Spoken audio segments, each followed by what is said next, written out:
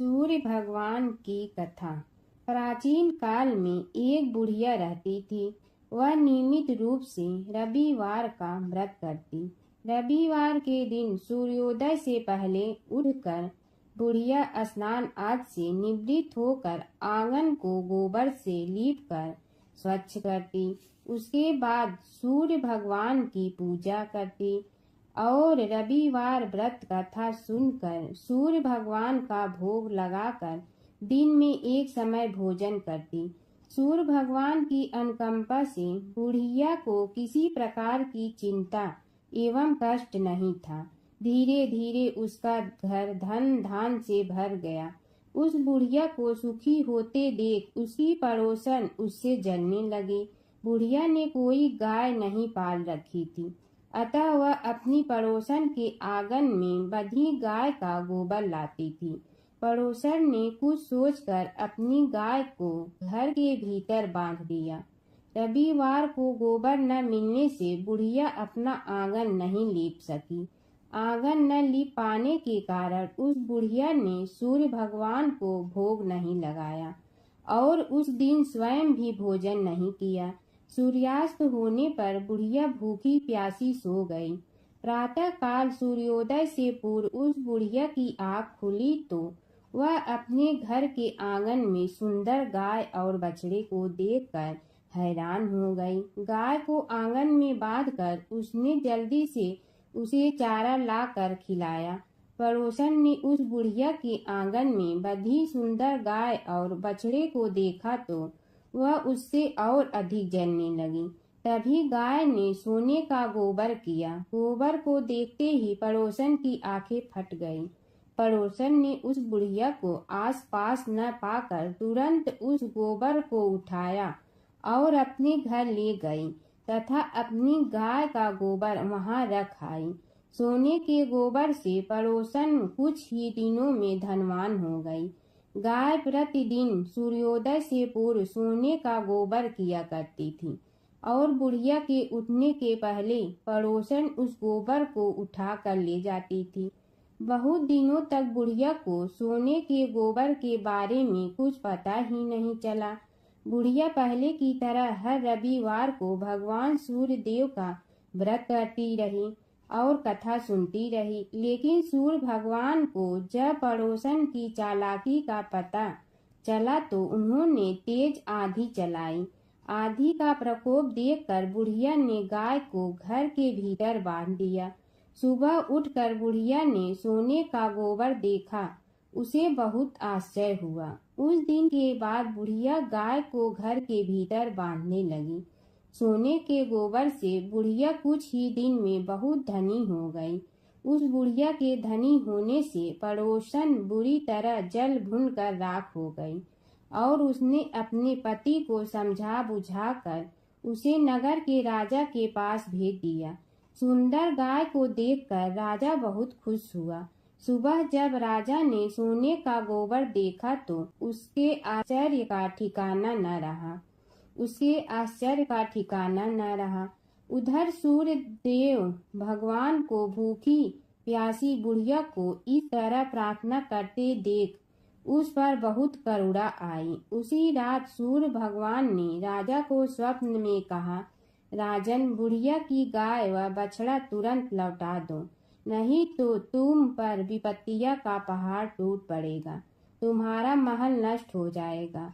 सूर्य भगवान के स्वप्न से बुरी तरह भयभीत राजा ने प्रातः उठते ही गाय और बछड़े को बुढ़िया को लौटा दिया। राजा ने बहुत सा धन देकर बुढ़िया से अपनी गलती के लिए क्षमा मांगी।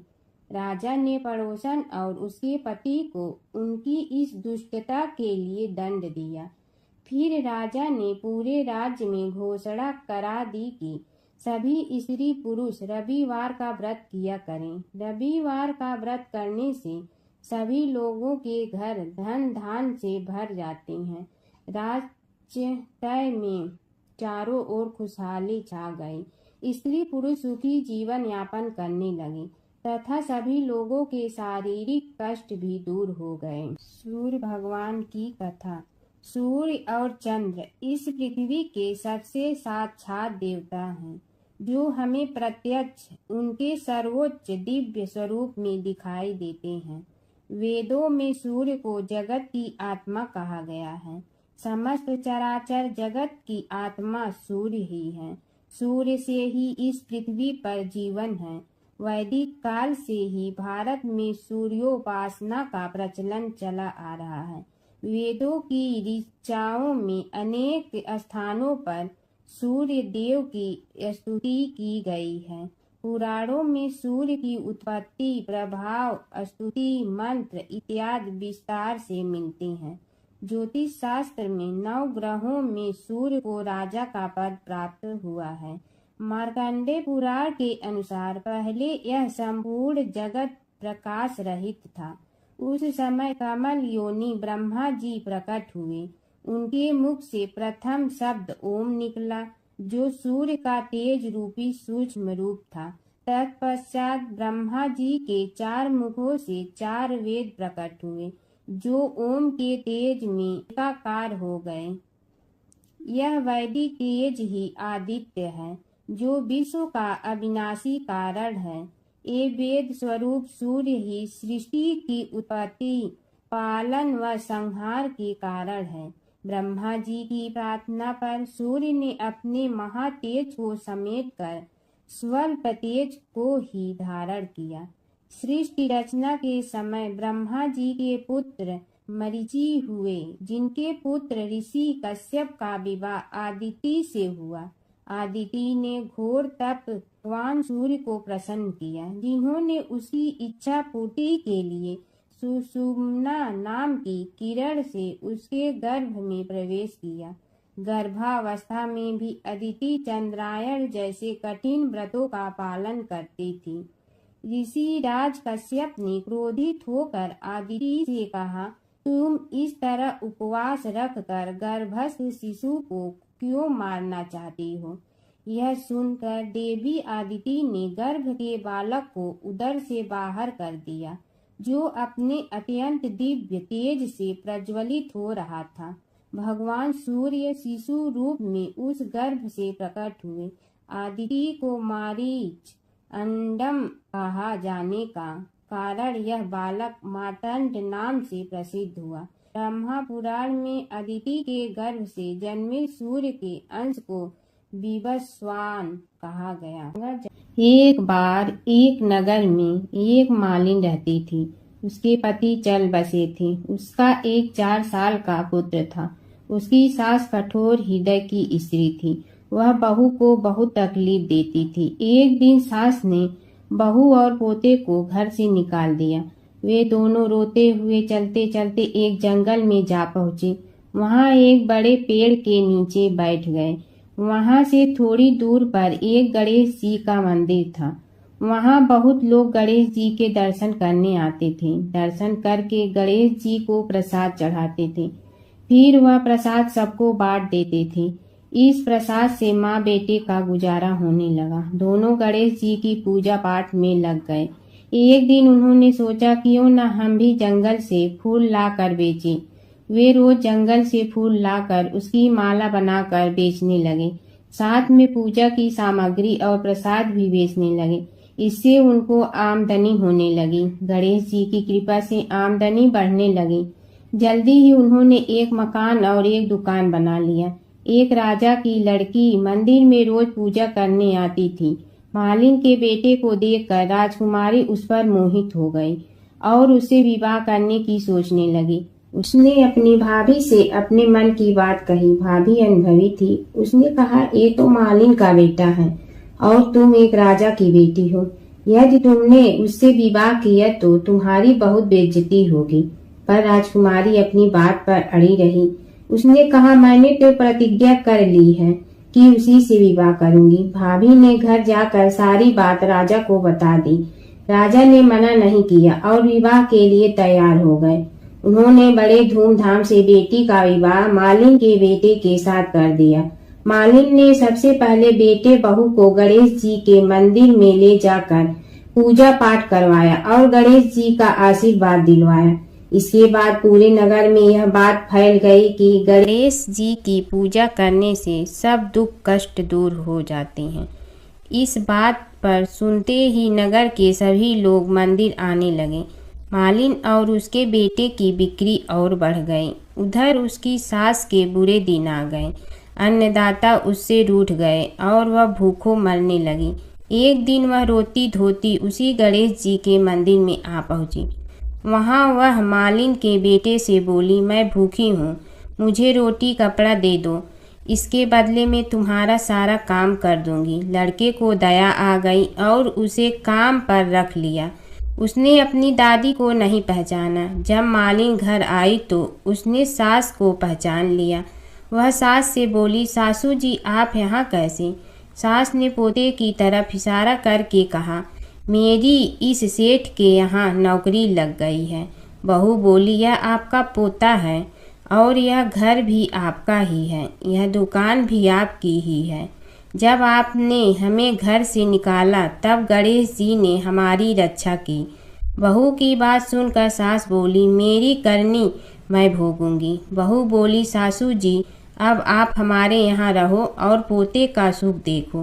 हे गणेश जी महाराज, जैसा सुख आपने मालिन को दिया वैसा ही सुख सबको देना। एक गांव में एक बुढ़िया माई रहती थी। उसके 2 बेटे तथा बहू भी थे। बुढ़िया माई भगवान श्री हरि विष्णु की परम भक्त थी। अपना जीवन दान धर्म पुण्य कार्य कर्मों में लगाती थी। परंतु बुढ़िया माई कभी भी मंदिर और सत्संग में वह तीर्थ स्थानों पर नहीं जाती थी। एक बार गांव में भागवत कथा हो रही थी।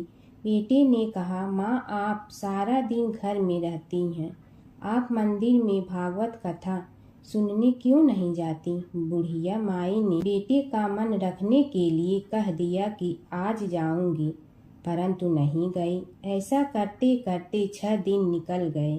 बुढ़िया माई के बेटे ने कहा, माँ आज अंतिम दिन है, आज तो कथा सुनने आपको जाना ही पड़ेगा।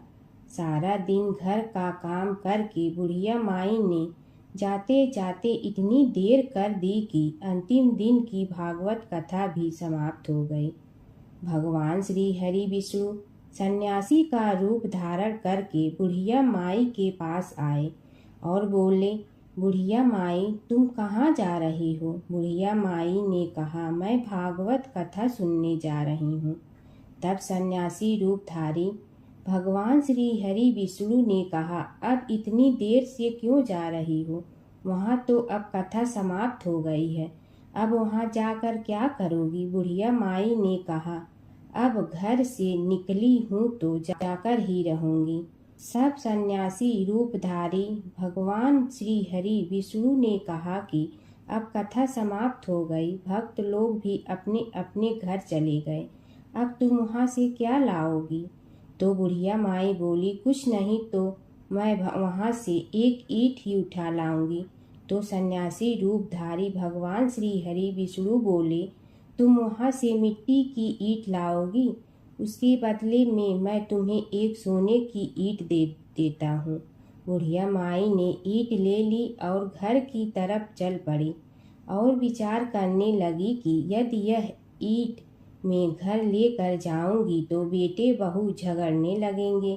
इसीलिए घर के आंगन में बाहर ही बुढ़िया माई ने वह ईंट जमीन में गाड़ दी। परंतु अब बुढ़िया माई का ध्यान उस ईंट पर ही रहने लगा।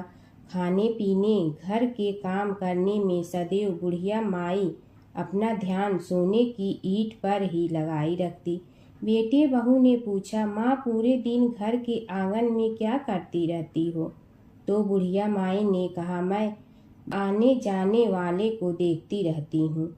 एक दिन बुढ़िया माई मर गई। यमराज के दूत बुढ़िया माई को लेने आए। बुढ़िया माई को लेकर धर्मराज जी के पास पहुँचे और धर्मराज जी को सारी बात बतलाई। धर्मराज जी ने बुढ़िया माई को कुतिया की योनि दे दी और कुतिया उसी पेड़ के नीचे बैठी रहती। बुढ़िया माई की बहू ने कहा, इस कुतिया को यहाँ से भगाओ, नहीं तो यह बच्चों को काट जाएगी। तो उसके बेटे ने उसकी पीठ पर एक लकड़ी मारी और बुढ़िया माई मर गई और को सर्प की योनि मिली। आंगन में सर्प को देखकर बेटे बहू ने किसी को काट नहीं जाए, इसी डर से मार दिया। फिर बुढ़िया माई मर कर धर्मराज जी के पास पहुंची। बुढ़िया माई कीड़ी का रूप धारण करके उस आंगन में कीड़ी नगरा बना लिया। आंगन में कीड़ी नगरा हो गया। घर वाले बहुत परेशान हुए। घर वाले भोजन भी नहीं बना रहे थे और मन ही मन होने का स्मरण करने लगे। तब भगवान श्री हरि विष्णु सन्यासी का रूप धारण करके आए और बोले कि कुछ खाने को दे दो। तो घरवाले ने कहा, महाराज, हमारे खाने को भी कुछ नहीं बनाया, क्योंकि हमारे घर में कीड़ी नगरा हो गया है। आप ही इसका कुछ उपाय बतलाइए। तब महाराज जी ने आंगन में खोदा और सोने की 28 निकाली और दोनों बेटों को दे दी और कहा, तुम्हारी माँ के नाम से दान पुण्य करना, धर्मशाला बनवाना, स्कूल बनवाना, प्याऊ लगवाना, गौशाला में गाय के चारे खाने की व्यवस्था करना। परंतु दोनों बेटे आपस में झगड़ने लगे कि तू दान कर, तू दान कर। किसी ने बुढ़िया माई के नाम से कोई दान नहीं किया और कीड़ी नगरा वहाँ उसी स्वरूप में स्थापित रहा। कुछ दिन बाद सन्यासी वापस आया और बुढ़िया माई के बेटों ने भगवान स्वरूपधारी सन्यासी महाराज से कहा कि हमारी घर की हालत वैसी की वैसी है, कीड़ी नगरा तो वैसे का वैसा ही है। तब साधु रूपधारी सन्यासी महाराज ने कहा, वह सोने के ईंट के टुकड़े लाओ और उन्हें बेचकर उनसे जो भी धन मिले उसे तुम्हारी माँ के नाम से दान पुण्य करो। इस कीड़ी नगरा पर शक्कर और आटा डालो। तुम ऐसा करोगे तो तुम्हारी माँ को मोक्ष प्राप्ति होगी। और उनके घर से कीड़ी नगरा चला गया। जो व्यक्ति प्रतिदिन सुबह प्रातः आटा और शक्कर कीड़ी नगरे पर डालता है, वह सदैव धनवान, पुत्रवान, संपन्न, सुख शांति से जीवन यापन करता है। उसके घर में कभी कोई कष्ट नहीं आता है। उसका जीवन सदा सर्वदा आनंद से व्यतीत होता है। उसके परिवारजन उसे अत्यधिक स्नेह प्रदान करते हैं। कीड़ी नगरा प्रतिदिन सींचने से जुड़ी नगरी की कहानी सुनने से, दान पुण्य व धर्म कार्यों में रुचि लगाने से जीवन उत्तम हो जाता है। गणेश और बुढ़िया माई की कथा। एक बुढ़िया थी, वह बहुत ही गरीब और दृष्टिहीन थी। उसके एक बेटा और बहू थे। वह बुढ़िया सदैव गणेश जी की पूजा किया करती थी। एक दिन गणेश जी प्रकट होकर उस बुढ़िया से बोले, बुढ़िया माँ, तू जो चाहे सो मांग ले। बुढ़िया बोली, मुझे तो मांगना नहीं आता, कैसे और क्या मांगूं। तब गणेश जी बोले, अपने बहू बेटे से पूछ कर मांग ले। तब बुढ़िया ने अपने बेटे से कहा, गणेश जी कहते हैं तू कुछ मांग ले, बता मैं क्या मांगूं। पुत्र ने कहा, माँ तू धन मांग ले।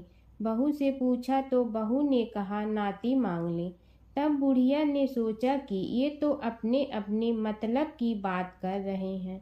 अतः उस बुढ़िया ने पड़ोसन से पूछा तो उन्होंने कहा, बुढ़िया तू तो थोड़े दिन जियोगी, क्यों तू धन मांगो और क्यों नाती मांगे। तू तो अपनी आँखों की रोशनी मांग ले, जिससे तेरी जिंदगी आराम से कट जाए। इस पर बुढ़िया बोली, यदि आप प्रसन्न है तो मुझे 9 करोड़ की माया दे, निरोगी काया दे, अमर सुहाग दे, आँखों की रोशनी दे, नाती दे, पोता दे और सब परिवार को सुख दे और अंत में मोक्ष दे। यह सुनकर तब गणेश जी बोले, बुढ़िया माँ, तुमने तो हमें ठग लिया। फिर भी जो तूने मांगा है वचन के अनुसार सब तुझे मिलेगा। और यह कहकर गणेश जी अंतर ध्यान हो गए।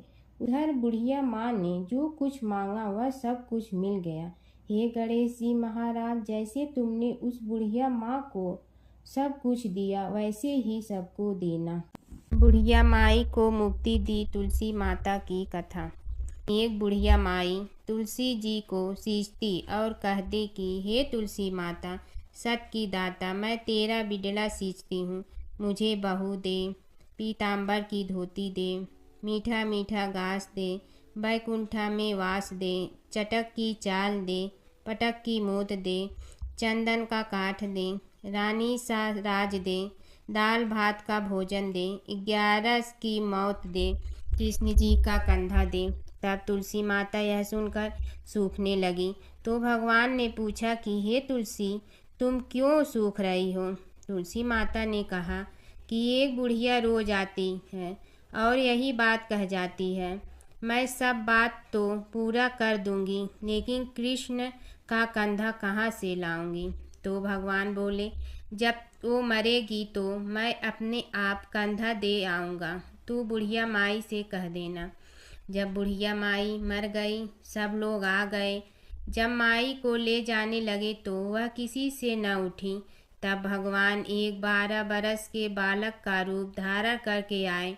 बालक ने कहा, मैं कान में एक बात कहूँगा तो बुढ़िया माई उठ जाएगी। बालक ने कान में कहा, बुढ़िया माई मन की निकाल ले, पीताम्बर की धोती ले, मीठा मीठा गास ले, बैकुंठा का वास ले, चटक की चाल ले, पटक की मोत ले, कृष्ण जी का कंधा ले। यह सुनकर बुढ़िया माई हल्की हो गई। भगवान ने कंधा दिया और बुढ़िया माई को मुक्ति मिल गई। हे तुलसी माता, जैसे बुढ़िया माई को मुक्ति दी वैसे सबको देना। जमुना की कहानी। प्राचीन समय में एक गांव था जिसमें 2 बहनें रहा करती थी। एक बहन का नाम गंगा था तो दूसरी बहन का नाम जमुना था। एक बार दोनों बहनें एक साहूकार के खेत से गुजर रही थी तो जमुना ने 13 दाने जौ के तोड़ लिए, जिसे देख गंगा बोली कि तुझे तो ग्रहण लग गया, तूने चोरी की है। इस पर जमुना बोली कि अब मेरा ग्रहण कैसे धुलेगा? गंगा ने कहा कि तुझे 12 साल तक साहूकार के यहाँ नौकरी करनी पड़ेगी, तभी तेरा पाप धुलेगा और ग्रहण से मुक्ति मिलेगी। जमुना साहूकार के यहाँ नौकरी के लिए जाती है और अपने लिए काम मांगती है। साहूकार उसे काम पर रख लेता है, लेकिन काम करने से पहले जमुना उसे कहती है कि मैं सारे काम करूंगी, लेकिन 4 काम नहीं करूंगी। जूठे बर्तन नहीं मांजूंगी, झाड़ू नहीं लगाऊंगी, बिस्तर नहीं बिछाऊंगी और दिया नहीं जलाऊंगी। 12 साल के बाद कुंभ का मेला लगा तो साहूकारनी भी कुंभ नहाने जाने लगी। जमुना ने उसे जाते देख कहा कि कुंभ के मेले में मेरी बहन गंगा मिलेगी तो उसे यह सोने का टक्का दे देना, इससे वह अपने हाथों में सुंदर चूड़ियां पहन लेगी। साहूकारनी ने कुंभ के मेले में गंगा को वह सोने का टका दे दिया। गंगा ने उनसे वह टका लेते हुए कहा कि मेरी बहन को कहना कि उसके 12 वर्ष पूरे हो गए हैं, अब वह वहां वापिस आ जा।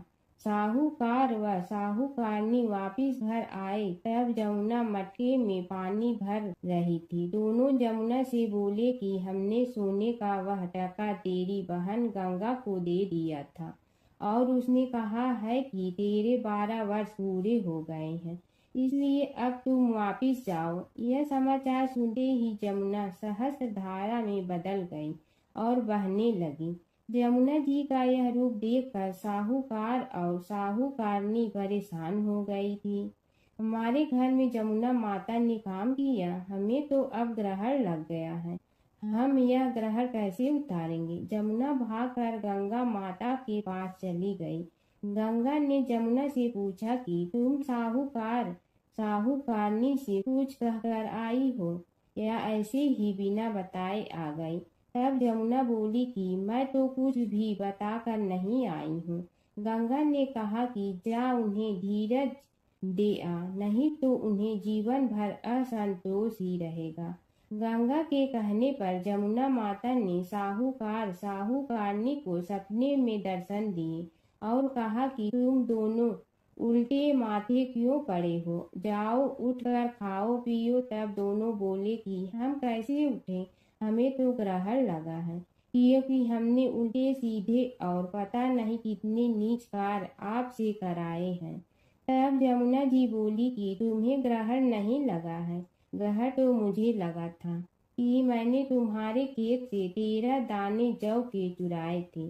मैं तो अपना ग्रहण उतारने तुम्हारे घर आई थी। मेरा ग्रहण तुम्हारे घर में 12 वर्ष तक रहने से डर गया है और मेरी मुक्ति हो गई है। जमुना जी ने कहा कि तुम्हें कोई ग्रहण नहीं लगा है, उल्टे मेरे 12 वर्ष तक यहाँ रहने से तुम्हारी भी मुक्ति हो गई है। यह कहकर जमुना जी स्वप्न से चली गई।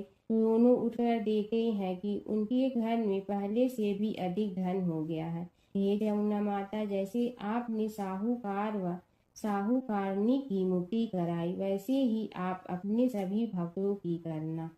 नगर बसेरे की कहानी। किसी गांव में एक भाट व एक जाट रहता था। दोनों में घनिष्ठ मित्रता थी। एक बार जाट अपनी बहन के घर जाने को तैयार हुआ तो भाट अपनी ससुराल जाने को तैयार हुआ। दोनों साथ चल पड़े तो रास्ते में रुककर एक कुएं की मुंडेर पर बैठ गए। जाट ने भाट से कहा कि नगर बसेरा कर लेते हैं। इस पर भाट बोला कि तू ही नगर बसेरा कर ले, मैं तो अपनी ससुराल जा रहा हूँ, वहाँ खूब खातिर होगी मेरी, तू कर ले नगर बसेरा। जाट वहीं कुएं के पास बैठ पानी की घंटी और चावल का दाना लेकर नगर बसेरा करने लगा।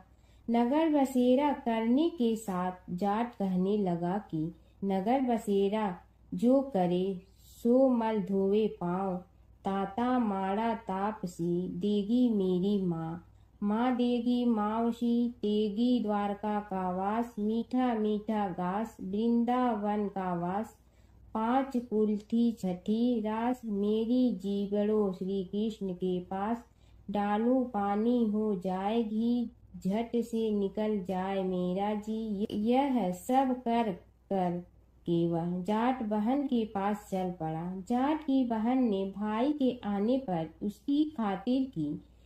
खी बूढ़ा के साथ भाई को जिमाया। दोनों ने बैठकर ढेर सारी बातें की। इधर भाट अपने ससुराल पहुंचा तो वहां आग लगी हुई थी। आग बुझाने वह भी लग गया, जिसमें हाथ मुंह भी काले हो गए और खुद भी थोड़ा सुलझ गया। ना रोटी ना पानी के लिए ही किसी ने पूछा। एक पड़ोसन आई तो उसने भाट की सास को कहा कि जमाई आया है, जरा उस आओ भगत कर लो। बुढ़िया बोली कि सब कुछ तो जल गया है, अब कहाँ से आओ भगत करूं। तब पड़ोसन ने ही भाट को एक रोटी के साथ छाछ दी। उसने वही खाकर गुजारा किया। शाम को दोनों फिर घर की ओर चल पड़े और रास्ते में मिल गए और एक दूसरे का हाल पूछा। भाट बोला कि मेरी ससुराल में तो आग लगी हुई थी, आग बुझाते मैं खुद काला हो गया हूँ, ना रोटी मिली ना पानी। जाट बोला कि मेरी तो बहुत खातिर हुई। फिर बोला कि मैंने कहा था ना कि नगर बसेरा कर ले, अब कर ले, लेकिन भाट ने फिर मना कर दिया। कहने लगा कि चाहे रोटी दे या न दे, तेरी तो माँ है, दही चूरमा का पेड़ा धरा पाएगा। भाट ने फिर नगर बसेरा नहीं किया। जाट ने कर लिया। नगर बसेरा जो करे सो मल धोवे पाँव, ताता माड़ा तापसी देगी मेरी माँ, माँ देगी मावशी देगी द्वारका का वास, मीठा मीठा घास वृंदावन का वास, 5 कुल्ठी छठी रास, मेरा जी बड़ो श्री कृष्ण के पास, डालू पानी हो जाए घी, झट से निकल जाए मेरा जी। करके वह चल पड़ा। घर पहुँचते ही जाट की मावशी ने बहुत लाड प्यार किया। उधर भाट घर गया तो उसकी भैंस खो गई थी। बाप एक लाठी रखे तो दूसरी उठाए और कहने लगा कि ससुराल गया तो आग लगा दी, अब यहाँ आया तो भैंस खो दी। बाप ने कहा कि पहले भैंस लेकर आ, तभी रोटी पानी मिलेगा। सारा दिन भाट भैंस ढूंढता रहा, लेकिन उसे भैंस नहीं मिली। जाट और भाट की मुलाकात फिर से बाजार में हो गई। जाट ने भाट के हाल चाल पूछे तो भाट बोला कि आते ही भैंस खो गई, बस उसी दिन से भैंस ढूंढ रहा हूँ। रोटियां का तो पूछो ही मत। जाट ने कहा कि मैंने तो पहले ही कहा था कि नगर बसेरा कर ले। जाट की बात सुनकर भाट बोला कि तेरे नगर बसेरे में इतनी ताकत है तो चल अब कर लेते हैं। दोनों ने बैठकर नगर बसेरा किया। नगर बसेरा जो करे सो मल धोवे पाँव, ताता माड़ा तापसी देगी मेरी माँ। माँ देगी मौसी देगी द्वारका का वास, मीठा मीठा घास वृंदावन का वास। पाँच कुल्ठी छठी रास, मेरा जीवड़ो श्री कृष्ण के पास। डालू पानी हो जाए घी, झट से निकल जाए मेरा जी।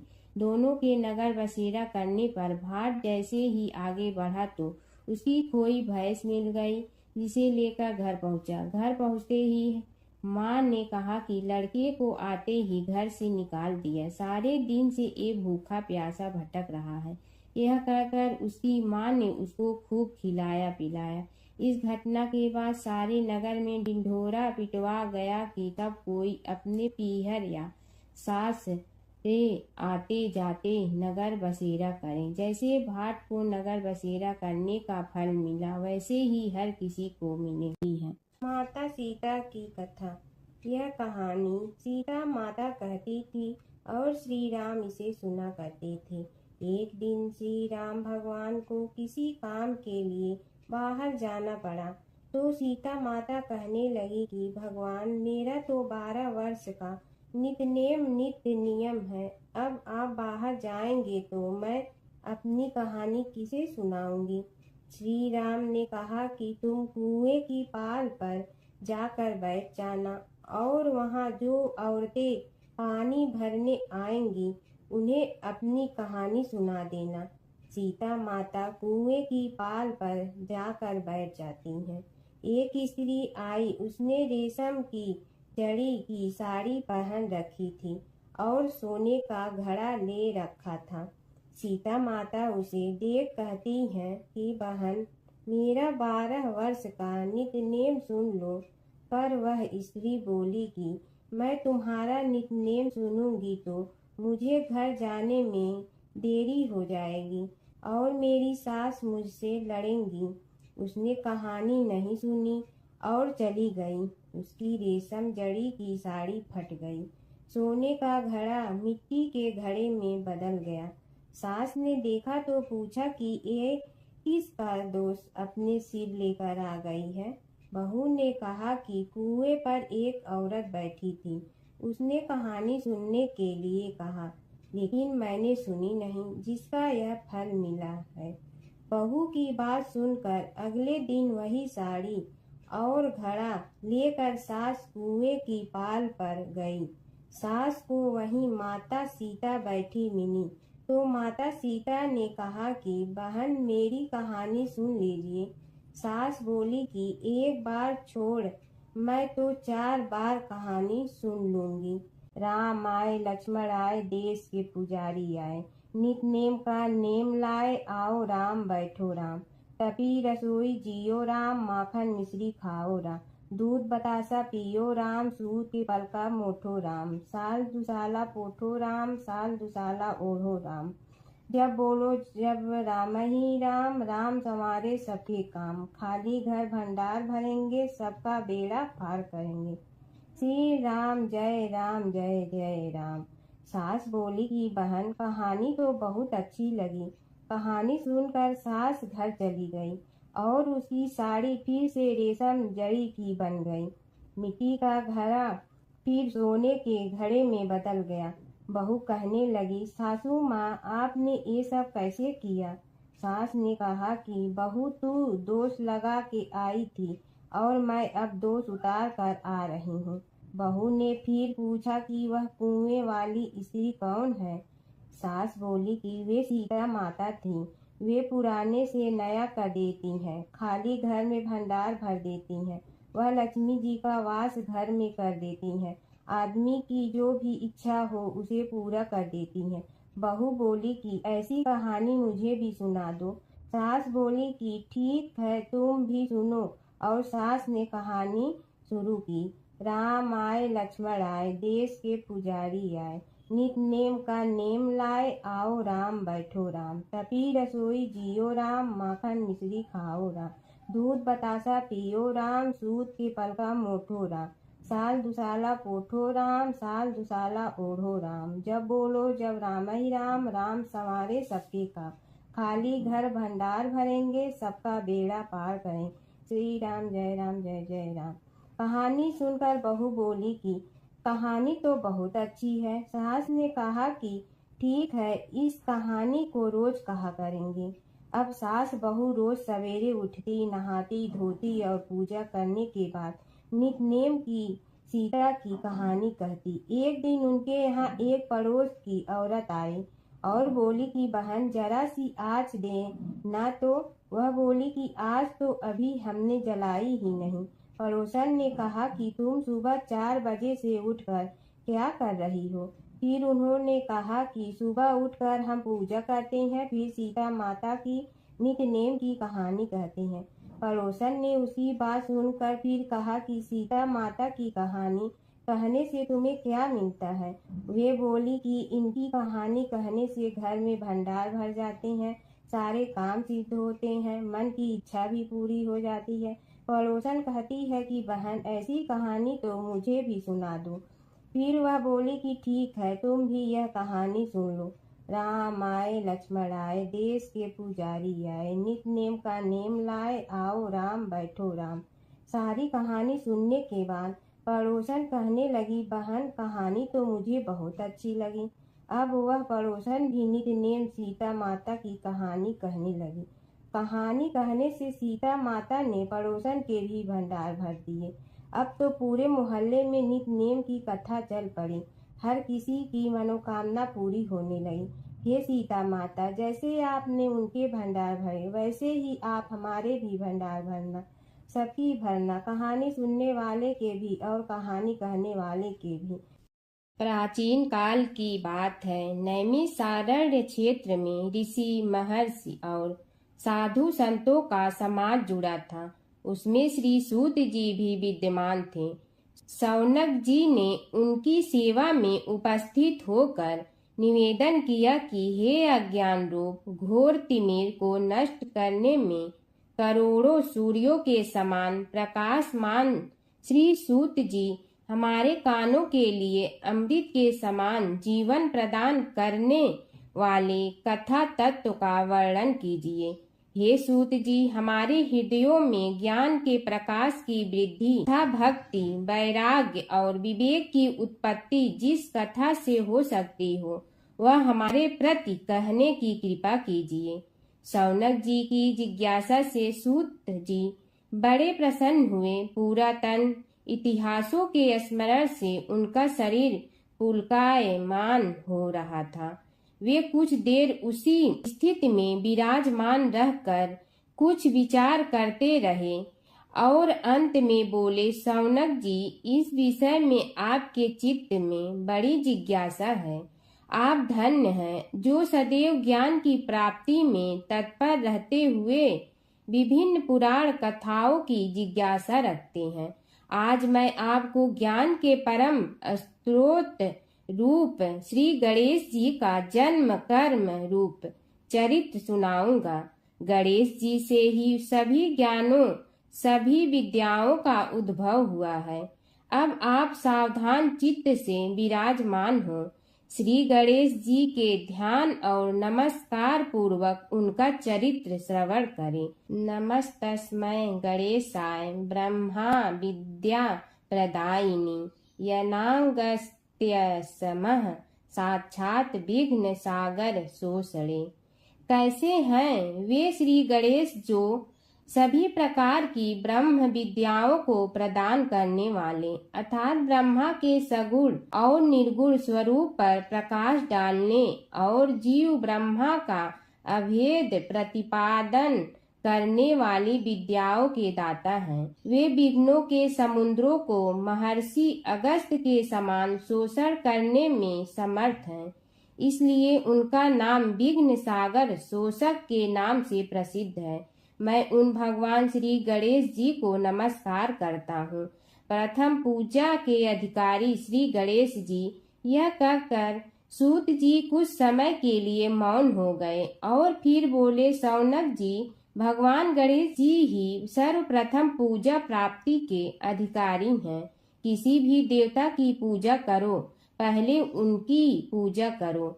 शौनक जी ने निवेदन किया, हे भगवान, हे सूत, सर्वप्रथम यह बताने की कृपा कीजिए कि गणेश जी को प्रथम पूजा का अधिकार किस प्रकार प्राप्त हुआ।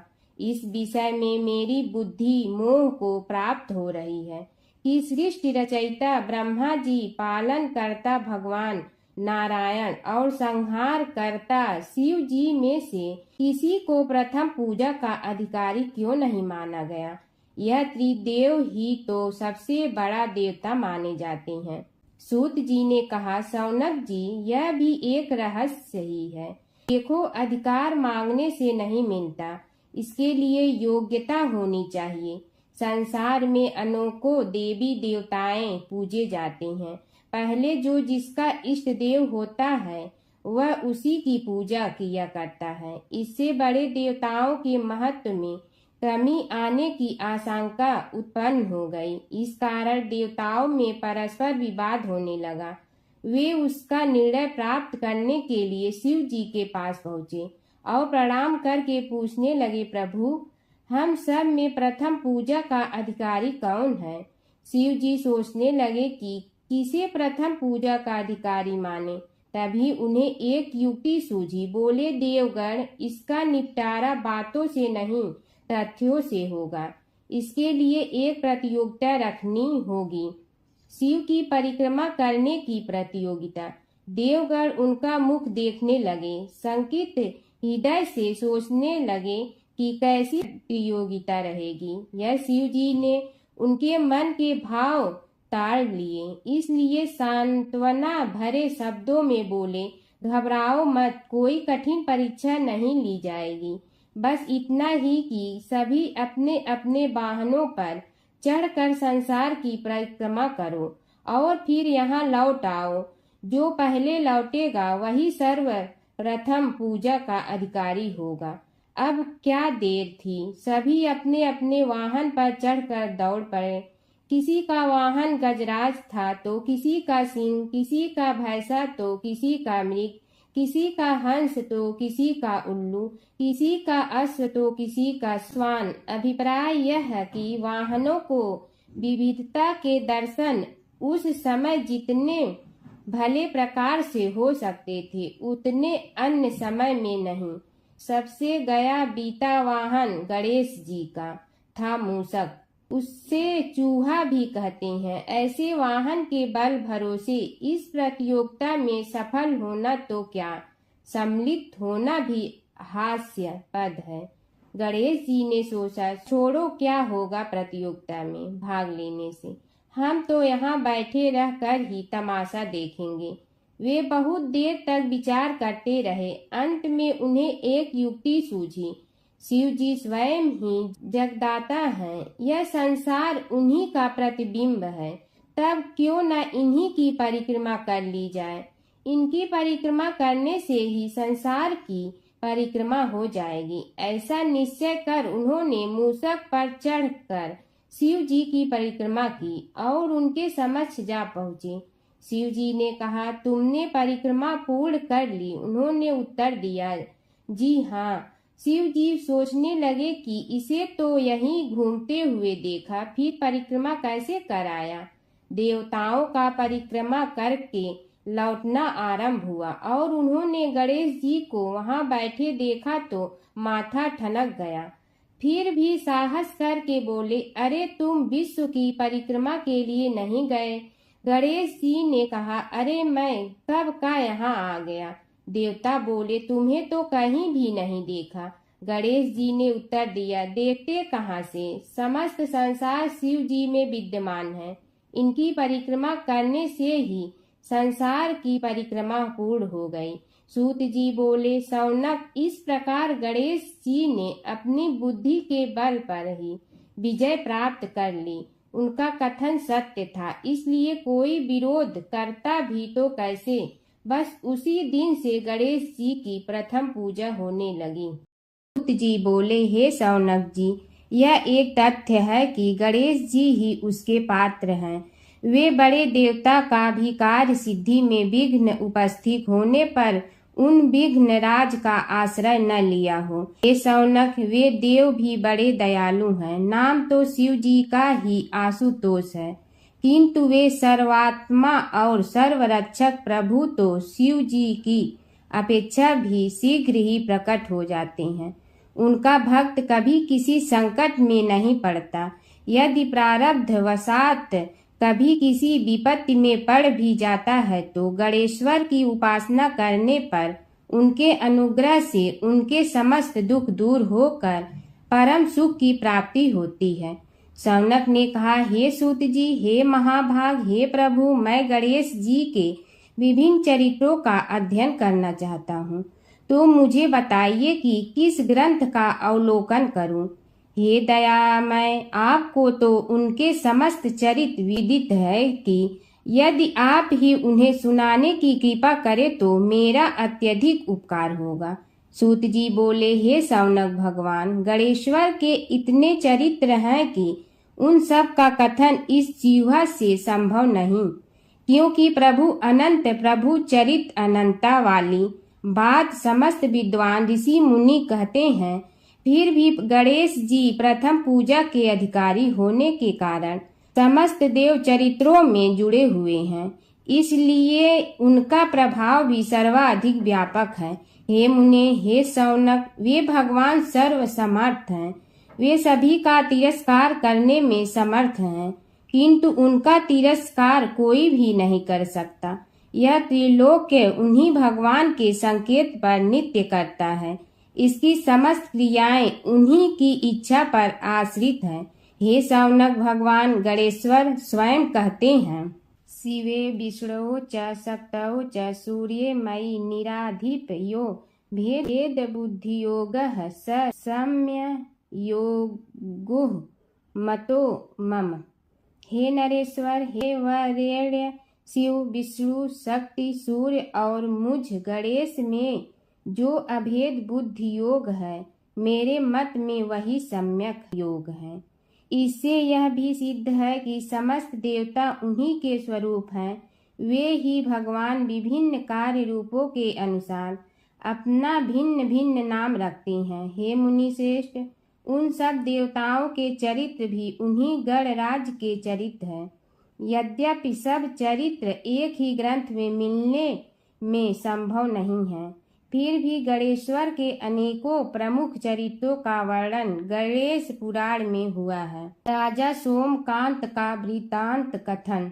शौनक जी ने पूछा, हे प्रभु, गणेश पुराण का आरंभ किस प्रकार हुआ, यह मुझे बताने की कृपा करें। इस पर सूत जी ने कहने लगे, हे शौनक, यद्यपि गणेश पुराण है तो बहुत प्राचीन, क्योंकि भगवान गणेश्वर तो आदि हैं। न जाने कब से गणेश जी अपने उपासकों पर कृपा करते चले आ रहे हैं। उनके अनंत चरित्र हैं, जिनका संग्रह एक महापुराण का रूप ले सकता है। उसे एक बार भगवान नारायण ने नारद जी को और भगवान ने शंकर और जगन जननी पार्वती जी को सुनाया था। बाद में वही पुराण संक्षेप रूप में ब्रह्मा जी ने महर्षि वेद व्यास को सुनाया और फिर व्यास जी ने महर्षि भृगु को सुनाया। भृगु ने कृपा करके सौराष्ट्र के एक राजा सोमकांत को सुनाया था। तब से वह पुराण अनेक कथाओं में विस्तृत होता रहा और अनेक कथाओं से रहित होता हुआ अनेक रूप में प्रचलित है। शौनक जी ने पूछा, भगवान, आप यह बताने का कष्ट करें कि राजा सोमकांत कौन था। उसने महर्षि से गणेश पुराण का श्रवण कहाँ किया था, उस पुराण के श्रवण से उसे क्या क्या उपलब्धियां हुई। हे नाथ, मुझे श्री गणेश्वर की कथा के प्रति उत्कंठा बढ़ती ही जा रही है। सूत जी बोले, हे शौनक, सौराष्ट्र के देवनगर नाम की एक प्रसिद्ध राजधानी थी। वहाँ का राजा सोमकांत था।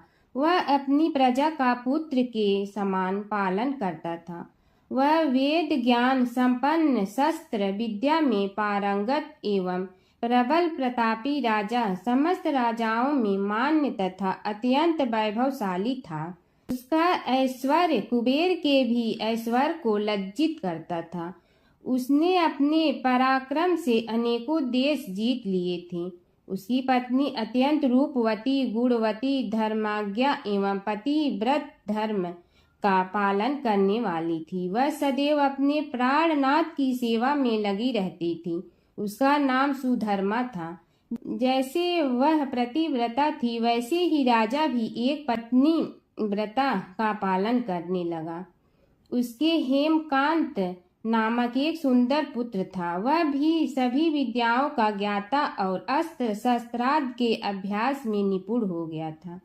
यह सभी श्रेष्ठ लक्षणों से संपन्न सद्गुणी एवं प्रजा जनों के हितों का अत्यंत पोषक था। इस प्रकार राजा सोमकांत स्त्री पुत्र पशुवाहन राज्य एवं प्रतिष्ठा आदि से सब प्रकार सुखी था। उसे दुख तो था ही नहीं। सभी राजागण उसका हार्दिक सम्मान करते थे तथा उसकी श्रेष्ठ कीर्ति भी संसार व्यापी थी। परंतु युवावस्था के अंत में सोमकांत को घृणित कोष्ठ रोग हो गया। उसके अनेक उपचार किए गए किंतु कोई लाभ नहीं हुआ। रोग शीघ्रता से बढ़ने लगा और उसके कीड़े पड़ गए। जब रोग की अधिक वृद्धि होने लगी और उसका कोई उपाय न हो सका तो राजा ने मंत्रियों को बुलाकर कहा, सुव्रतो, जाने किस कारण यह रोग मुझे पीड़ित कर रहा है। अवश्य ही यह किसी पूर्व जन्म के पाप का फल होगा। इसलिए मैं अब अपना समस्त राजपाट छोड़कर वन में रहूंगा। मेरे पुत्र हेमकांत को मेरे समान मानकर राज्य शासन का धर्म पूर्वक संचालन कराते रहें। यह कहकर राजा ने शुभ दिन दिखवाकर अपने पुत्र हेमकांत को राज्य पद पर अभिषेक किया और अपनी पत्नी सुधर्मा के साथ निर्जन वन की ओर चल दिया। प्रजापालक राजा के वियोग में समस्त प्रजा जन अश्रु बहाते हुए उनके साथ चले गए। राज्य की सीमा पर पहुंचकर राजा ने अपने पुत्र अमात्यगण और प्रजा जनों को समझाया, आप सब लोग धर्म के जानने वाले, श्रेष्ठ आचरण में तत्पर एवं सहृदय हैं। यह संसार तो वैसे भी परिवर्तनशील है। जो आज है वह कल नहीं था और आने वाले कल में भी नहीं रहेगा। इसलिए मेरे जाने से दुख का कोई कारण नहीं है। मेरे स्थान पर मेरा पुत्र सभी कार्यों को करेगा। इसलिए आप सब उसके अनुशासन में रहते हुए उसे सदैव सम्मान करते रहें। फिर पुत्र से कहा, बेटा, यह स्थिति सभी के समझ आती रही है। हमारे पूर्व पुरुष भी परंपरागत रूप से वृद्धावस्था आने पर वन में जाते रहे हैं। मैं कुछ समय पहले ही वन में जा रहा हूँ, तो कुछ पहले या पीछे जाने में कोई अंतर नहीं पड़ता। यदि कुछ वर्ष बाद जाऊं तब भी मोह का त्याग करना ही होगा। इसलिए हे वत्स, तुम दुखित मत हो और मेरी आज्ञा मानकर राज्य शासन को ठीक प्रकार चलाओ। ध्यान रखना, क्षत्रिय धर्म का कभी त्याग न करना और प्रजा को सदा सुखी रखना। इस प्रकार राजा सोमकांत ने सभी को समझा बुझाकर वहां से वापस लौट आया और स्वयं अपनी पतिव्रता भार्या के साथ वन में प्रवेश किया। पुत्र हेमकांत के आग्रह से उसने सुबल और ज्ञान गम्य नामक 2 आत्माओं को भी साथ ले लिया। उन सब ने एक समतल एवं सुंदर स्थान देखकर वहां विश्राम किया। तभी उन्हें एक मुनि कुमार दिखाई दिया। राजा ने उससे पूछा, तुम कौन हो, कहाँ रहते हो? यदि उचित समझो तो मुझे बताओ। मुनि बालक ने कोमल बाणी में कहा, मैं महर्षि भृगु का पुत्र हूँ। मेरा नाम च्यवन है। हमारा आश्रम निकट में ही है। अब आप भी अपना परिचय दीजिए। राजा ने कहा, मुनि कुमार, आपका परिचय पाकर मुझे बड़ी प्रसन्नता हुई। मैं सौराष्ट्र के देवनगर नामक राज्य का अधिपति रहा हूँ। अब अपने पुत्र को राज्य देकर मैंने अरण्य की शरण ली है। मुझे कुष्ठ रोग अत्यंत पीड़ित किए हुए हैं। उसकी निवृत्ति का कोई उपाय करने वाला हो तो कृपा कर मुझे बताइए। मुनि कुमार ने कहा, मैं अपने पिताजी से अपना वृतांत कहता हूँ, फिर वे जैसा कहेंगे आपको बताऊंगा। यह कहकर मुनि बालक चला गया और कुछ देर में ही आकर बोला, राजन, मैंने आपका वृतांत अपने पिताजी को बताया। उनकी आज्ञा हुई है कि आप सब मेरे साथ आश्रम में चलकर उनसे भेंट करें, तभी आपके रोग के विषय में भी विचार किया जाएगा। राजा सोमकांत के पूर्व जन्म का वृत्तांत भृगु द्वारा वर्णन। राजा अपनी पत्नी और अमात्यों के सहित च्यवन के साथ साथ भृगु आश्रम में जा पहुंचा और उन्हें प्रणाम कर बोला, हे भगवान, हे महर्षि, मैं आपकी शरण हूँ, आप मुझ कुष्ठी पर कृपा कीजिए। महर्षि बोले, राजन, यह तुम्हारे किसी पूर्व जन्म कृत पाप का ही उदय हो गया है। इसका उपाय मैं विचार करके बताऊंगा। आज तो तुम सब स्नान आज से निवृत्त होकर रात्रि विश्राम करो। महर्षि की आज्ञा अनुसार सबने स्नान भोजन आदि के उपरांत रात्रि व्यतीत की और प्रातः काल स्नान आदि नित्य कर्मों से निवृत्त होकर महर्षि की सेवा में उपस्थित हुए। महर्षि ने कहा, राजन, मैंने तुम्हारे पूर्व जन्म का वृतांत जान लिया हूँ और यह भी विदित कर लिया है कि किस पाप के फल से तुम्हें इस रोग की प्राप्ति हुई है। यदि तुम चाहो तो उसे सुना दूं। राजा ने हाथ जोड़कर निवेदन किया, बड़ी कृपा होगी मुनिनाथ, मैं उसे सुनने के लिए उत्कंठित हूँ। महर्षि ने कहा, तुम पूर्व जन्म में एक धनवान वैश्य के लाडले पुत्र थे। वह वैश्य विंध्याचल के निकट कौलहार नामक ग्राम में निवास करता था। उसकी पत्नी का नाम सुलोचना था। तुम उसी वैश्य दंपत के पुत्र हुए। तुम्हारा नाम कामद था। तुम्हारा लालन पालन बड़े लाड चाव से हुआ। उन्होंने तुम्हारा विवाह एक अत्यंत सुंदरी वैश्य कन्या से कर दिया था, जिसका नाम कुटुम्बिनी था। यद्यप तुम्हारी भार्या सुशीला थी और तुम्हें सदैव धर्म में निरत देखना चाहती थी, किंतु तुम्हारा स्वभाव वासनांध होने के कारण दिन प्रतिदिन उज्जवल होता जा रहा था। किंतु माता पिता भी धार्मिक थे, इसलिए उनके सामने तुम्हारी उज्ज्वलता दबी रही। परंतु माता पिता की मृत्यु के बाद तुम निरंकुश हो गए और अपनी पत्नी की बात भी नहीं मानते थे। तुम्हें अनाचार में प्रवृत्त देखकर उसे दुख होता था, तो भी उसका कुछ बस न चलता था। तुम्हारी उन्मत्तता चरम सीमा पर थी। अपनों से भी द्वेष और क्रूरता का व्यवहार किया करते थे। हत्या आदि कराते थे। तुम्हारे लिए सामान्य बात हो गई। पीड़ित व्यक्तियों ने तुम्हारे विरुद्ध राजा से पुकार की। अभियोग चला और तुम्हें राज्य की सीमा से भी बाहर चले जाने का आदेश हुआ। तब तुम घर छोड़कर किसी निर्जन वन में रहने लगे। उस समय तुम्हारा कार्य लोगों को लूटना और हत्या करना ही रह गया। एक दिन माध्याह्न काल था। गुणवर्धक नामक एक विद्वान ब्राह्मण उधर से निकला। बेचारा अपनी पत्नी को लिवाने के लिए ससुराल जा रहा था। तुमने उस ब्राह्मण युवक को पकड़कर लूट लिया।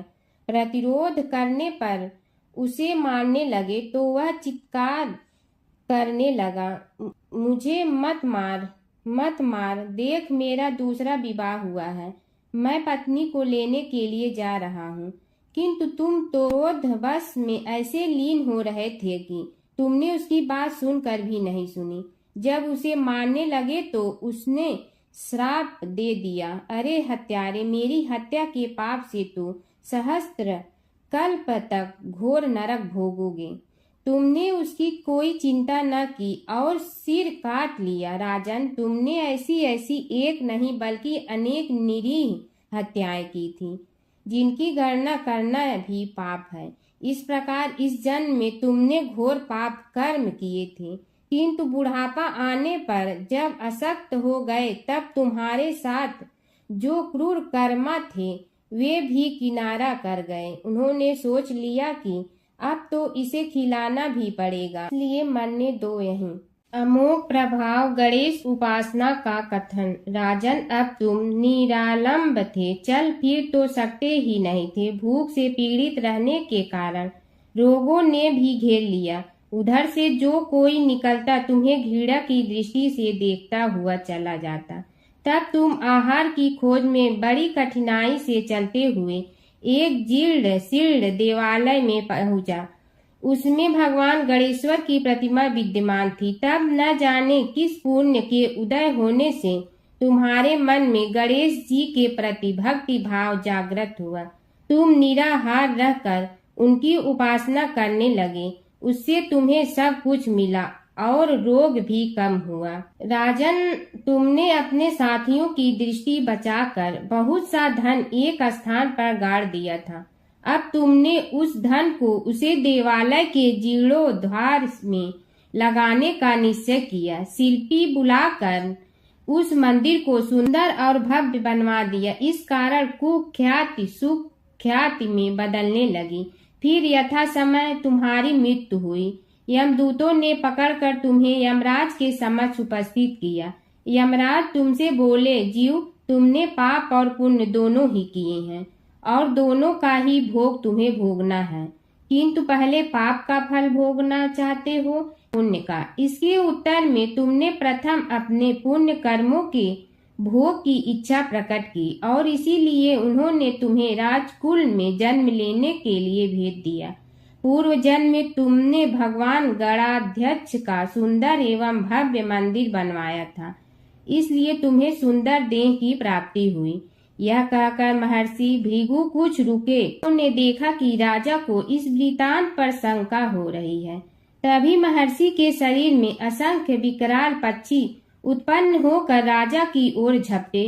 उनकी चोंच बड़ी तीक्ष्ण थी, जिनसे वे राजा के शरीर को नोच नोच कर खाने लगे। उसके कारण उत्पन्न असहनीय पीड़ा से व्याकुल हुए राजा ने महर्षि के समक्ष हाथ जोड़कर निवेदन किया, प्रभु, आपका आश्रम तो समस्त द्वेष आदि से परे है और यहाँ मैं आपकी शरण में बैठा हूँ।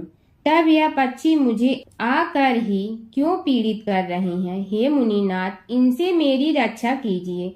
महर्षि ने राजा के अंतर्वचन सुनकर सांत्वना देते हुए कहा, राजन, तुमने मेरे वचनों में शंका की थी और जो मुझ सत्यवादी के कथन में शंका करते हैं, उसे खाने के लिए मेरे शरीर से इसी प्रकार पक्षी प्रकट हो जाते हैं, जो कि मेरे हुंकार करने पर भस्म हो जाया करते हैं। यह कर महर्षि ने हुंकार की और तभी वे समस्त पक्षी भस्म हो गए। राजा श्रद्धावनत होकर उनके समक्ष अश्रुपात करता हुआ बोला, प्रभु, अब आप पाप से मुक्त होने का उपाय कीजिए। महर्षि ने कुछ विचार कर कहा, राजन, तुम पर भगवान गणेश्वर की कृपा सहज रूप से है और वे ही प्रभु तुम्हारे पापों को भी दूर करने में समर्थ हैं। इसलिए तुम उनके पाप नाशक चरित्रों का श्रवण करो। गणेश पुराण में उनके चरित्रों का भले प्रकार वर्णन हुआ है, अतएव तुम श्रद्धा भक्ति पूर्वक उसी को सुनने में चित्त लगाओ। राजा ने प्रार्थना की, महामुनि, मैंने गणेश पुराण का नाम भी आज तक नहीं सुना, तो उनके सुनने का सौभाग्य कैसे प्राप्त कर सकूंगा? हे नाथ, आपसे अधिक ज्ञानी और प्रकांड विद्वान और कौन हो सकता है? आप ही मुझ पर कृपा कीजिए। महर्षि ने राजा की दीनता देखकर उसके शरीर पर अपने कमंडल का मंत्रपूत जल छिड़का। तभी राजा को एक छींक आई और नासिका से एक अत्यंत छोटा काले वर्ण का पुरुष बाहर निकल आया। देखते देखते वह बढ़ गया। उसके भयंकर रूप को देखकर राजा कुछ भयभीत हुआ, किंतु समस्त आश्रमवासी वहां से भाग गए। वह पुरुष महर्षि के समक्ष हाथ जोड़कर खड़ा हो गया। उन्हें उसकी ओर देखा और कुछ उच्च स्वर में बोले, तू कौन है, क्या चाहता है? वह बोला, मैं साक्षात पाप हूँ। समस्त पापियों के शरीर में मेरा निवास है। आपके मंत्रपूत जल के स्पर्श से मुझे विवश होकर राजा के शरीर से बाहर निकलना पड़ा है। अब मुझे बड़ी भूख लगी है, बताइए क्या खाऊं और कहाँ रहूं? महर्षि बोले, तू उस आम के अवकाश स्थान में निवास कर और उसी वृक्ष के पत्ते खाकर जीवन निर्वाह कर। यह सुनते ही वह पुरुष आम के वृक्ष के पास पहुंचा, किंतु उसके स्पर्श मात्र से वह वृक्ष जलकर भस्म हो गया। फिर जब पाप पुरुष को रहने के लिए कोई स्थान दिखाई न दिया तो वह भी अंतर्हित हो गया। समय की बात है कि विष्णु भगवान का विवाह लक्ष्मी जी के साथ निश्चित हो गया। विवाह की तैयारी होने लगी। सभी देवताओं को निमंत्रण भेजे गए, परंतु गणेश जी को निमंत्रण नहीं दिया। कारण जो भी रहा हो, अब भगवान विष्णु की बारात जाने का समय आ गया। सभी देवता अपनी पत्नियों के साथ विवाह समारोह में आए। उन सब ने देखा कि गणेश जी कहीं दिखाई नहीं दे रहे हैं। तब वे आपस में चर्चा करने लगे कि क्या गणेश जी को कोई न्योता नहीं दिया है या स्वयं गणेश जी ही नहीं आए हैं। सभी को इस बात पर आश्चर्य होने लगा। तभी सब ने विचार किया कि विष्णु भगवान से ही इसका कारण पूछा जाए। विष्णु भगवान से पूछने पर उन्होंने कहा कि हमने गणेश जी के पिता भोलेनाथ महादेव को न्योता भेजा है। यदि गणेश जी अपने पिता के साथ आना चाहते हैं तो आ जाते, अलग से न्योता देने की कोई आवश्यकता भी नहीं थी। दूसरी बात यह है कि उनको 1.25 मन मूंग, 1.25 मन चावल, 1.25 मन घी और 1.25 मन लड्डू का भोजन दिन भर में चाहिए। यदि गणेश जी नहीं आएंगे तो कोई बात नहीं, दूसरे के घर जाकर इतना सारा खाना पीना अच्छा भी नहीं लगता।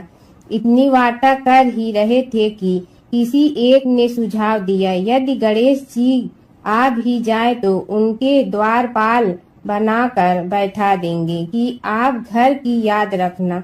आप तो चूहे पर बैठकर धीरे धीरे चलोगे तो बारात से बहुत पीछे रह जाओगे। यह सुझाव भी सबको पसंद आ गया तो विष्णु भगवान ने भी अपनी सहमति दे दी। होना क्या था कि इतने में गणेश जी वहां आ पहुंचे और उन्हें समझा बुझा कर घर की रखवाली करने बैठा दिया गया। बारात चल रही थी, तब नारद जी ने देखा कि गणेश जी तो दरवाजे पर ही बैठे हुए हैं, तो वे गणेश जी के पास गए और रुकने का कारण पूछा। गणेश जी कहने लगे कि विष्णु भगवान ने मेरा बहुत अपमान किया है। नारद जी ने कहने लगे कि अपनी मूसक देना को आगे भेज दे तो वह रास्ता खोद देगी, जिससे उनके वाहन धरती में धंस जाएंगे। तब आपको सम्मान पूर्वक बुलाना पड़ेगा। अब तो गणेश जी ने अपनी मूसक सेना जल्दी से आगे भेज दी और सेना ने जमीन पोली कर दी। जब बारात वहां से निकली तो रथों के पहिए धरती में धंस गए। लाख कोशिश करे परंतु पहिए नहीं निकले। सभी ने अपने अपने उपाय किए परंतु पहिए तो नहीं निकले, बल्कि जगह जगह से टूट गए। किसी की समझ में नहीं आ रहा था कि अब क्या किया जाए। तब तो नारद जी ने कहा, आप लोगों ने गणेश जी का अपमान करके अच्छा नहीं किया। यदि उन्हें मना कर लाया जाए तो आपका कार्य सिद्ध हो सकता है और यह संकट टल सकता है। शंकर भगवान ने अपने दूत नंदी को भेजा और वे गणेश जी को लेकर आए। गणेश जी का आदर सम्मान के साथ पूजन किया। तब कहीं रथ के पहिए निकले। अब रथ के पहिए निकल के परंतु टूट गए तो उन्हें सुधारे गए। पास के खेत में खाती काम कर रहा था, उसे बुलाया गया। खाती अपना कार्य करने के पहले श्री गणेशाय नमः कहकर गणेश जी की वंदना मन ही मन करने लगा। देखते ही देखते खाती ने सभी पहियों को ठीक कर दिया। तब खाती कहने लगा कि हे देवताओं, आपने सर्वप्रथम गणेश जी को नहीं मनाया होगा और न ही उनकी पूजन की होगी, इसीलिए तो आपके साथ यह संकट आया है। हम तो मूर्ख अज्ञानी हैं, फिर भी पहले गणेश जी को पूजते हैं, उनका ध्यान करते हैं। आप लोग तो देवतागण हैं, फिर भी आप गणेश जी को कैसे भूल गए। अब आप लोग भगवान श्री गणेश जी की जय बोल कर जाएं तो आपके सब काम बन जाएंगे और संकट कट जाएंगे। ऐसा कहते हुए बारात वहां से चल दी और विष्णु भगवान को लक्ष्मी जी के साथ विवाह संपन्न करा के सभी सकुशल घर लौट आए। हे गणेश जी महाराज, आपने विष्णु को जैसे कारज सारियो ऐसे कारज सबको सिद्ध कर जो। बोलो गजानन भगवान की जय। हर व्रत कथा के साथ पढ़ी और सुनी जाने वाली लपसी तपसी की यह कहानी। एक लपसी था, एक तपसी था। तपसी हमेशा भगवान की तपस्या में लीन रहता था। लपसी रोजाना सवा सेर की लपसी बनाकर भगवान का भोग लगाकर जीम लेता था। एक दिन दोनों लड़ने लगे। तपसी बोला, मैं रोज़ भगवान की तपस्या करता हूँ, इसलिए मैं बड़ा हूँ। लपसी बोला, मैं रोज़ भगवान को सवा सेर लपसी का भोग लगाता हूँ, इसलिए मैं बड़ा हूँ। नारद जी वहाँ से गुजर रहे थे। दोनों को लड़ता देखकर उनसे पूछा कि तुम क्यों लड़ रहे हो। तपसी ने खुद के बड़ा होने का कारण बताया और लपसी ने अपना कारण बताया। नारद जी बोले, तुम्हारा फैसला मैं करूँगा। दूसरे दिन लपसी और तपसी नहाकर अपनी रोज की भक्ति करने आए तो नारद जी ने छुपकर 1.25 करोड़ की एक एक अंगूठी उन दोनों के आगे रख दी। तपसी की नज़र उस अंगूठी पर पड़ी जो उसने चुपचाप अंगूठी उठाकर अपने नीचे दबा ली। तब लपसी की नज़र अंगूठी पर पड़ी, लेकिन उसने ध्यान नहीं दिया। भगवान को भोग लगाकर लपसी खाना खाने लगा। नारद जी सामने आए तो दोनों ने पूछा कि कौन बड़ा, तो नारद जी ने तपसी से खड़ा होने को कहा। वो खड़ा हुआ तो उसने नीचे दबी अंगूठी दिखाई पड़ी। नारद जी ने लपसी से कहा, तपस्या करने के बाद भी तुम्हारी चोरी करने की आदत नहीं गई, इसलिए लपसी बड़ा है और तुम्हें तुम्हारी तपस्या का कोई फल भी नहीं मिलेगा। तपसी शर्मिंदा होकर माफ़ी मांगने लगा। उसने नारद जी से पूछा, मुझे मेरी तपस्या का फल कैसे मिलेगा। नारद जी ने कहा, यदि कोई गाय और कुत्ते की रोटी नहीं बनाएगा तो फल तुम्हें मिलेगा। यदि कोई ब्राह्मण को भोजन करवा कर दक्षिणा नहीं देगा तो फल तुम्हें मिलेगा। यदि कोई साड़ी के साथ ब्लाउज नहीं देगा तो फल तुझे मिलेगा। यदि कोई दिए से दिया जलाएगा तो फल तुम्हें मिलेगा। यदि कोई सारी कहानी सुने लेकिन तुम्हारी कहानी नहीं सुने तो फल तुझे मिलेगा। उसी दिन से हर व्रत कथा कहानी के साथ लपसी तपसी की कहानी भी सुनी और कही जाती है। ओम जय जगदीश हरे स्वामी जय जगदीश हरे। भक्त जनों के संकट क्षण में दूर करे। ओम जय जगदीश हरे। जो ध्यावे फल पावे, दुख बिन से मन का। सुख संपत्ति घर आवे, कष्ट मिटे तन का। ओम जय जगदीश हरे। मात पिता तुम मेरे, शरण कहूँ किसकी। तुम विनय और न दूजा, आस करूँ जिसकी। ओम जय जगदीश हरे। तुम पूर्ण परमात्मा, तुम अंतर्यामी। पार ब्रह्म परमेश्वर, तुम सबके स्वामी। ओम जय जगदीश हरे। तुम बिंदा के सागर, तुम पालन करता। मैं मूरख कल काम, कृपा करो भरता। ओम जय जगदीश हरे। तुम हो ये कय गोचर, सबके प्राणपति। किस विधि मिलूं दया में, तुमको मैं कुमति। ओम जय जगदीश हरे। दीन बंधु दुख हरता, तुम रक्षक मेरे। अपने हाथ उठाओ, द्वार पड़ा तेरे। ओम जय जगदीश हरे। विषय विकार मिटा, पाप हरो देवा। श्रद्धा भक्ति बढ़ाओ, संतन की सेवा। ओम जय जगदीश हरे। तन मन धन सब तेरा, स्वामी सब कुछ है तेरा। तेरा तुझको अर्पण क्या लागे मेरा। ओम जय जगदीश हरे। जय जगदीश हरे। स्वामी जय जगदीश हरे। भक्त जनों के संकट क्षण में दूर करे। ओम जय जगदीश हरे। स्वामी जय जगदीश हरे।